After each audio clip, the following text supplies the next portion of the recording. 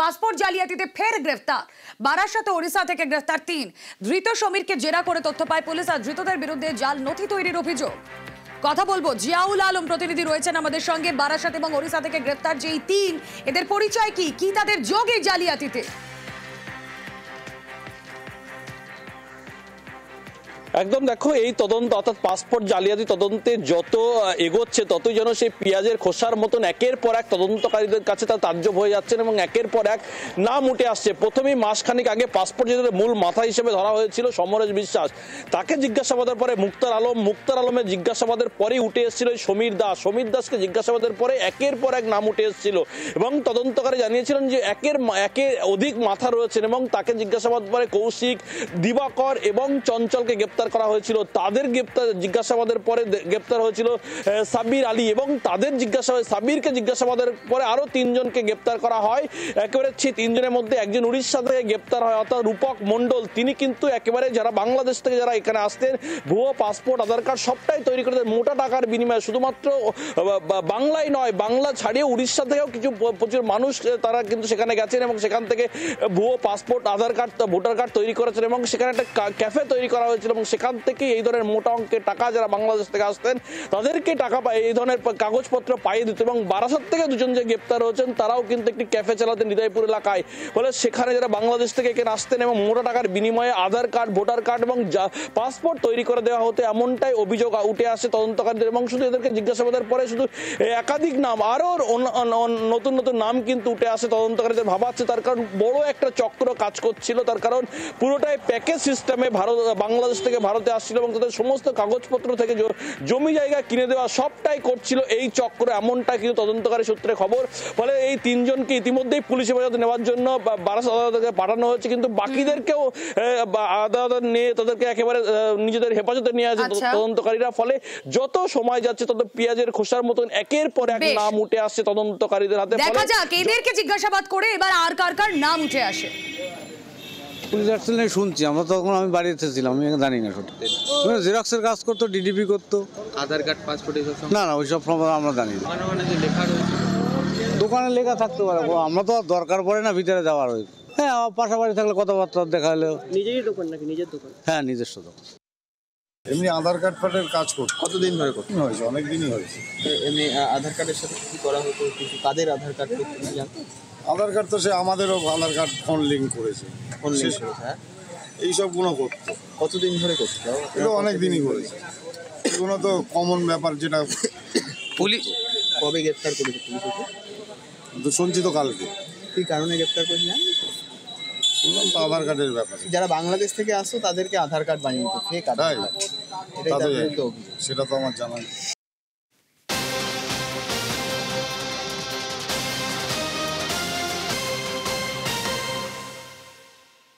কোচবিহারে যে কাঁটাতারের সীমান্ত, সেই কাঁটাতারের সীমান্ত সহজেই টপকে ফেলা যায়, সহজেই তাতে লাফ দিয়ে চলে আসা যায় এবং অনুপ্রবেশ হয় এভাবে।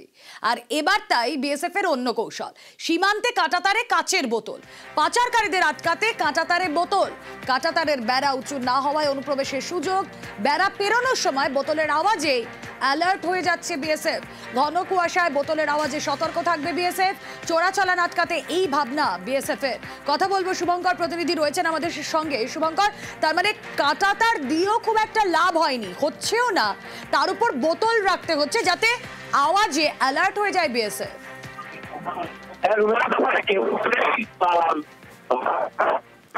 শুভঙ্কর, তোমার অডিও স্পষ্ট নয়, প্লিজ একটু জায়গাটা চেঞ্জ করে কথা বলো।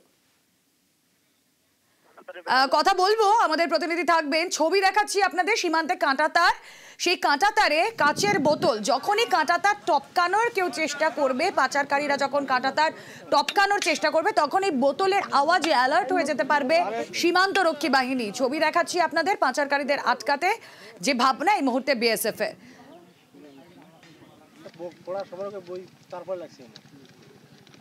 আমাদের সাধারণগুলো খালি বোতল আমরা এই কারণে দিয়েছি যাতে বিএসএফ প্রশাসন বর্ডারে থাকে, ওপিতে থাকে, যাতে শব্দটা শোনা পায়। অন্ধকার কুয়াশার মধ্যে ওরা তো তার কাঁটাটা নিয়ে যাইতে পারে, এই জন্য আমরা ওটা শব্দ পাওয়ার জন্য ওটা লাগাইছি। আমাদের এটাই সুবিধা যাতে আমরা শব্দ পাই। পুলিশের উপর হামলায় বাংলাদেশ যোগ সে কথা বলবো আপনাদের, কিন্তু তার আগে এই ছবি আপনাদেরকে দেখাচ্ছি। সীমান্তে কাঁটাতারে কাচের বোতল, অ্যালার্ট হয়ে যেতে পারবে বিএসএফ। অনুপ্রবেশকারীরা, পাচারকারীরা যদি টপকানোর চেষ্টা করে। কথা বলবো, আমাদের প্রতিনিধি শুভঙ্কর রয়েছেন সঙ্গে। শুভঙ্কর, দেখো মুখিগঞ্জের ভারত বাংলাদেশ সীমান্তে এই এলাকায় কাঁটাতারের বেড়া অনেকটাই নিচু, যার কারণে সেই এলাকাগুলোতে পাচারকারীরা সহজেই প্রবেশ করতে পারে। সেটা আটকাতেই এবার বিএসএফ নতুন কৌশল নিল, সেখানে কাঁটাতারের বেড়ার মধ্যে কাঁচের বোতল লাগিয়ে দেওয়া হলো, যাতে যখন তারা কাঁটাতারের বেড়া কাটবে কাঁচের বোতলের মধ্যে বিএসএফ সতর্ক হয়ে যাবে। এখন বিএসএফ এর কৌশল কতটা কাজে আসে সেদিকেই তাকিয়ে। ধন্যবাদ। পুলিশের উপর হামলায় বাংলাদেশ যোগ, হ্যাঁ ঠিকই শুনছেন, গোয়ালপুকুরে পুলিশের উপর যে হামলা, সেখানে বাংলাদেশ যোগ। কিভাবে? দুই পুলিশকে গুলি করে ফেরার যে সাজ্জাক আলম, সেই মুহূর্তে পুলিশের স্ক্যানারে সে আসলে বাংলাদেশি দুষ্কৃতী আব্দুল হোসেন, আর তার জন্য, আব্দুলের জন্য 2 লক্ষ পুরস্কার ঘোষণা, 2 লক্ষ টাকা পুরস্কার ঘোষণা পুলিশের। 2019-এ ভারতে ঢুকে গ্রেফতার আব্দুল হোসেন, আগ্নেয়াস্ত্র সহ আব্দুলকে গ্রেফতার। গোয়ালপুকুরে আদালতের নির্দেশে আব্দুলকে বাংলাদেশে পুশব্যাক, আব্দুল হোসেনকে বাংলাদেশে ফেরত পাঠায় পুলিশ। ফের ভারতে ঢুকেছে আব্দুল হোসেন, সন্দেহ পুলিশের। কথা বলবো, আমাদের প্রতিনিধি চঞ্চল রয়েছেন সঙ্গে। চঞ্চল, এই ঘটনায় বাংলাদেশি যোগ কতটা জোরালো হচ্ছে? দেখো রুমেলা, তোমাকে জানিয়ে রাখি যে অবশ্যই এই ঘটনায় বাংলাদেশি যোগ পাওয়া যাচ্ছে। কারণ হচ্ছে যে এই আব্দুল হোসেন, যার বাড়ি হচ্ছে বাংলাদেশের মারাধাউর এলাকায়, সেই আব্দুল হোসেন কিন্তু গত 2019 সালে কিন্তু ভারতে প্রবেশ করার পরে একটি মামলায় তাকে ধরা হয়। তারপরে কিন্তু সে জেল হেফাজতে ছিল, এবং জেল হেফাজতে থাকার পরে আদালতের নির্দেশে কিন্তু তাকে পুশব্যাক করা হয়েছিল। এই পুশব্যাক করার পরে কিন্তু তারপরে এই যে পুশব্যাক করা হয়েছিল, তার আগে কিন্তু 2019 সালে যখন এই সাজ্জাক আলম তাকে যে খুনের মামলায় ঘটনা জড়িত ছিল, খুনের মামলায় জেল হেফাজতে ছিল, তারপরেই তাদের মধ্যে সম্পর্ক তৈরি হয়। সেই সম্পর্কের পরে কিন্তু দেখা গেছে যে গত বুধবার যে ঘটনা ঘটে পাঞ্জিপাড়া এলাকায়, যে পুলিশ কর্মীকে গুলি করে যে পালায় অভিযুক্ত সাজ্জাক, তার খোঁজে কিন্তু পুলিশ তল্লাশি চালানোর পরে কিন্তু আদালত চত্বরে যে সিসিটিভি ক্যামেরা ফুটেজ ছিল, সেই সিসিটিভি ক্যামেরা ফুটেজে কিন্তু এই আব্দুল হোসেনের ছবি দেখা যাওয়া পায়। তারপরে থেকে তার কিন্তু এই ঘটনার সাথে জড়িত বলে পুলিশ আগে থেকেই মনে করতো, এবং পুলিশ যেটা আগে থেকে জানাইছিল যে আদালত চত্বর থেকেই হয়তো সম্ভবত আগ্নেয়াস্ত্র সাজ্জাককে দিয়েছিল তার সঙ্গভঙ্গরা, এমনটা কিন্তু পুলিশ শুরু থেকেই দাবি করে আসছিল। তবে এই যে ঘটনা পরে কিন্তু এই যে আব্দুল হোসেনের নাম উঠে আসাতে কিন্তু সরাসরি বাংলাদেশ যোগ বলেই মনে করা হচ্ছে। কারণ বিহারে প্রথমে মনে করেছিল যে বিহার পালিয়ে যাওয়ার একটা ছক কষেছিল, কিন্তু নয়, এবার কিন্তু সরাসরি বাংলাদেশ পালিয়ে যাওয়ার একটা ছক কষেছে বলে পুলিশ কিন্তু এখন যে বাংলাদেশে যে গল্প করে যে বাংলাদেশ সীমান্ত এলাকাগুলো, সেই সীমান্ত এলাকাগুলোতে কিন্তু এখন চিরুনি তল্লাশি করেছে, দফায় দফায় কিন্তু টহলদারি চালাচ্ছে, যাতে যে অভিযুক্তরা তারা যাতে বাংলাদেশ না পালাতে পারে সেই দিকে কিন্তু নজরদারি শুরু করেছে ইসলামপুর পুলিশ জেলা পুলিশ। বেশ। 3/8/2019 ওই কেসটাতে ওই ছেলেটা হচ্ছে, ওর নাম হচ্ছে আবুল হোসেন এলাইস আবাল, বাংলাদেশে বাড়ি। সে হচ্ছে 14 ফরেনার্স অ্যাক্টে অ্যান্ড আর্মস অ্যাক্টে ওকে অ্যারেস্ট করে গোয়ালপুকুর থানা এখানে পাঠাইছিল। ওকে 3 বছর কনভিকশন দিয়ে ওদেরকে পুশব্যাক করে দেওয়া হয়, মানে এখানে সাজা কাটানোর পর ওকে বাংলাদেশ পুশব্যাক করে দেওয়া হয়। সাজ্জাক আলম যে মেন একিউজ আছে, ও হচ্ছে 20/10/2019 তারিখে অ্যারেস্ট হয়। হতে পারে ও যে জেলের মধ্যে যে 2জন ছিল, 2জনের মধ্যে বন্ধুত্ব ছিল, আমরা এখানে কনভিক্ট করে বাংলাদেশ পাঠিয়ে দিয়েছি। তারপর থেকে ও কালকে এখানে কোর্টে ওর দেখা, পুলিশে এখান থেকে সিসিটিভি ফুটেজ এগুলো নেওয়ার পর তাতে বোঝা যাচ্ছে যে ওর সঙ্গে ও কালকে কথাবার্তা করেছে, সেই জন্য ওকে হচ্ছে এই কেসে ও সহযোগিতা করেছে ওকে ভাগানোর জন্য। খুন করে জেলে আর তারপর পুলিশকে গুলি করে চম্পট। উত্তর দিনাজপুরের গোয়ালপুকুরের এই ঘটনায় এই মুহূর্তে চাঞ্চল্য। পুলিশের দাবি, ছোটবেলাতেই অপরাধ জগতে হাতে খড়ি দুষ্কৃতী সাজ্জাক আলমের। 19 বছর বয়সে প্রথম খুন করে সে, আর সাজ্জাকের খোঁজে 2 লক্ষ টাকা পুরস্কার ঘোষণা করেছে পুলিশ। প্রিজন ভ্যান থেকে নেমে পুলিশকে গুলি, তারপর চম্পট। বুধবার বিকেলে উত্তর দিনাজপুরের গোয়ালপুকুরের এই ঘটনা ঘিরে শোরগোল পড়ে গেছে।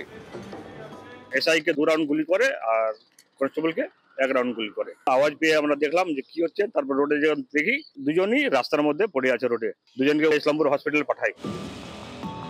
2 পুলিশ কর্মীকে গুলি করে পালানো দুষ্কৃতীর নাম সাজ্জাক আলম, বয়স বছর 25।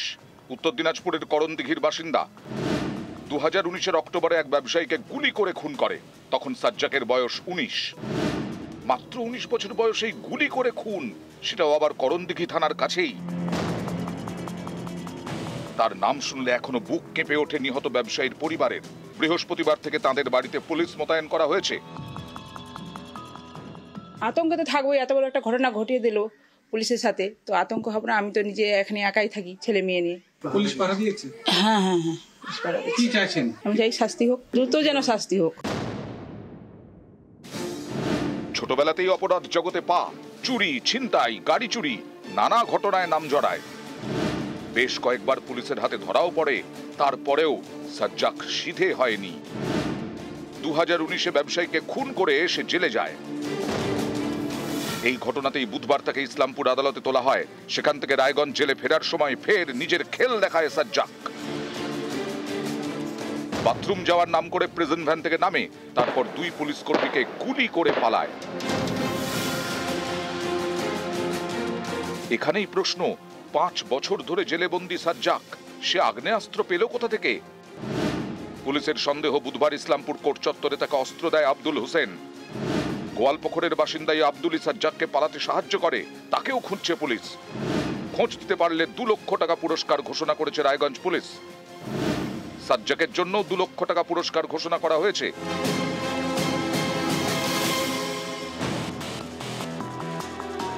সাজ্জাকের খোঁজে বৃহস্পতিবার সকালে তার গ্রামে তল্লাশি চালায় পুলিশ।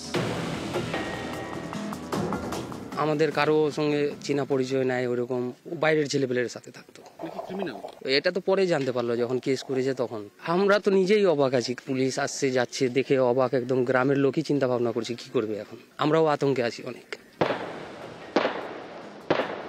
वो जो 7.65 बोर का ये एमिनेशन है जो कि पुलिस यूज नहीं करती है, वो नॉन रेस्ट्रिक्टेड बोर है। जो पुलिस यूज करती है वो रेस्ट्रिक्टेड बोर यूज करती है। हम लोगों को जो प्रिलिमिनरी इंक्वायरी में पता चला है कि जब वो कोर्ट लॉकअप में उसका था, उस दौरान उसके पास वो फायर आर्म पहुंचाया गया है। করণদিঘি থেকে মুক্তা সরকার, নিউজ 18 বাংলা।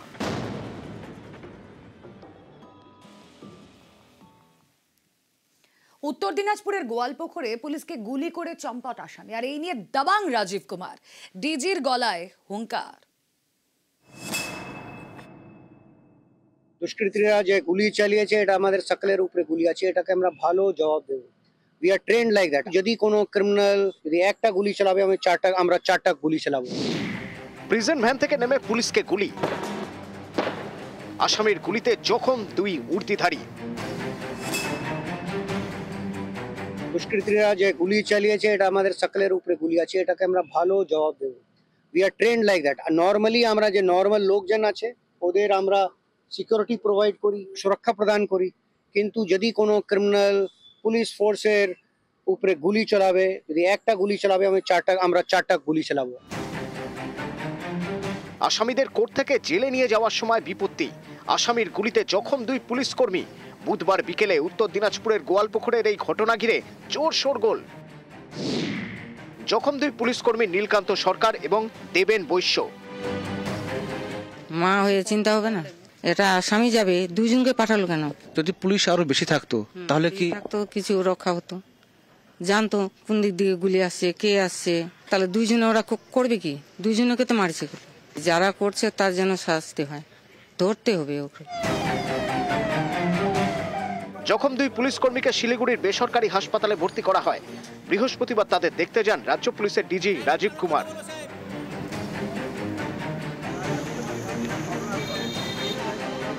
শিলিগুড়ি থেকে গোয়ালপুকুরের পাঞ্জিপাড়ায় যান রাজীব কুমার। ঘটনাস্থল ঘুরে দেখেন। পাঞ্জিপাড়া ফাঁড়িতে পুলিশ কর্মীদের সঙ্গে বৈঠকও করেন।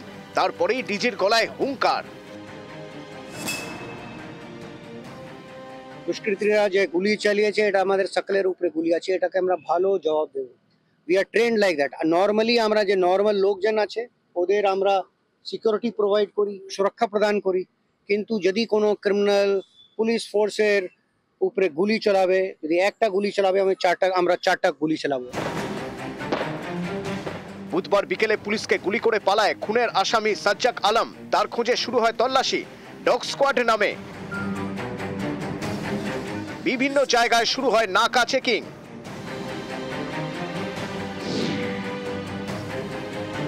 গোয়ালপুকুরের পাঞ্জিপাড়া থেকে বিহার 2 কিলোমিটার দূরে। সাজ্জাক আলম বিহারে গিয়ে গা ঢাকা দিতে পারে বলে সন্দেহ পুলিশের। বিহার থেকে নেপালেও পালানোর চেষ্টা করতে পারে। সাজ্জাকের খোঁজে বিহার পুলিশের সঙ্গে যোগাযোগ করেছে রায়গঞ্জ জেলা পুলিশ।